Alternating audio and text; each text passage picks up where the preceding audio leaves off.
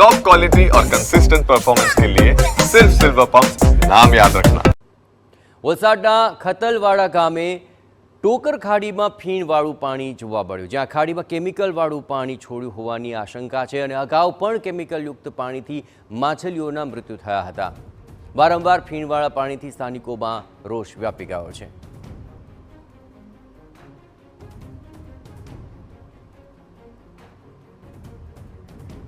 આ દ્રશ્યો પરથી સ્પષ્ટપણે ખ્યાલ આવી શકે છે કે પાણીની અંદર કેમિકલયુક્ત પાણી છોડી દેવાયું છે ને તેને કારણે આ ફીણ જોવા મળી રહ્યા છે। જો કે વારંવાર પ્રકારની સમસ્યા સામે આવી રહી છે।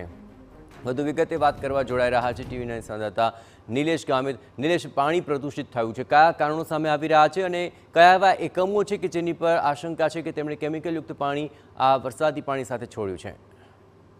સમગ્ર જે કંઈક પાણી છોડવાનો જે મુદ્દો છે, કેમિકલયુક્ત પાણી અને સમગ્ર જે કંઈક ખતલવાડા જે કંઈક વિસ્તાર છે ઉમરગામનો, એ ટોકર ખાડીમાં ફીણવાળું પાણી છોડવામાં આવ્યું છે। સમગ્ર જે કંઈક ખાડી છે જ્યાં જુઓ ત્યાં ફીણ ને ફીણ દેખાય છે, જેને લઈને ગ્રામજનોમાં આક્રોશ છે।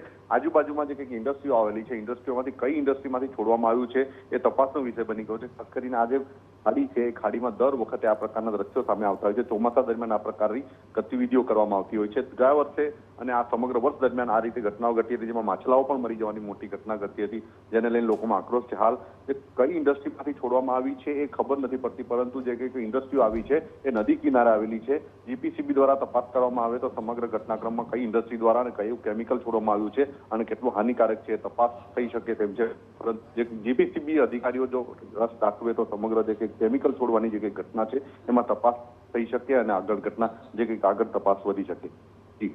આભાર નિલેશ, તમામ ગતિવિધિઓ પર આપ નજર રાખતા રહેજો। તો કયા એવા એકમો કે જે અહીં કેમિકલયુક્ત પાણી ખાડીમાં છોડી રહ્યા છે તેને લઈને તપાસ થવી અત્યંત જરૂરી।